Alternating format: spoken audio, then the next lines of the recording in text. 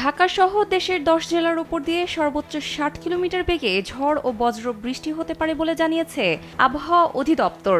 বৃহস্পতিবার ভোর ৫টা থেকে দুপুর ১টা পর্যন্ত দেশের নদীবন্দরের জন্য দেওয়া আবহাওয়ার পূর্বাভাসে এমন তথ্য জানানো হয়। পূর্বাভাসে বলা হয়, বরিশাল, পটুয়াখালী, নোয়াখালী, কুমিল্লা, চট্টগ্রাম, ঢাকা, ফরিদপুর, মাদারীপুর এবং খুলনা অঞ্চলসমূহের ওপর দিয়ে দক্ষিণ অথবা দক্ষিণ পূর্ব দিক থেকে ঘন্টায় ৪৫ থেকে ৬০ কিলোমিটার বেগে ঝড়ো হাওয়া সহ বৃষ্টি অথবা বজ্র বৃষ্টি হতে পারে। এ সময় এসব এলাকার নদীবন্দরগুলোকে ১ নম্বর সতর্ক সংকেত দেখাতে বলা হয়েছে।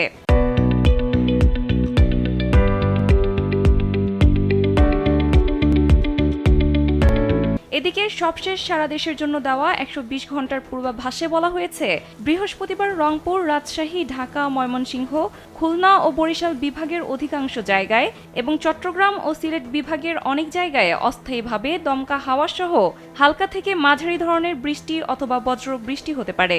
সেই সঙ্গে সারা দেশের কোথাও কোথাও মাঝারি থেকে অতি ভারী বর্ষণ হতে পারে। সারা দেশে দিন এবং রাতের তাপমাত্রা প্রায় অপরিবর্তিত থাকতে পারে।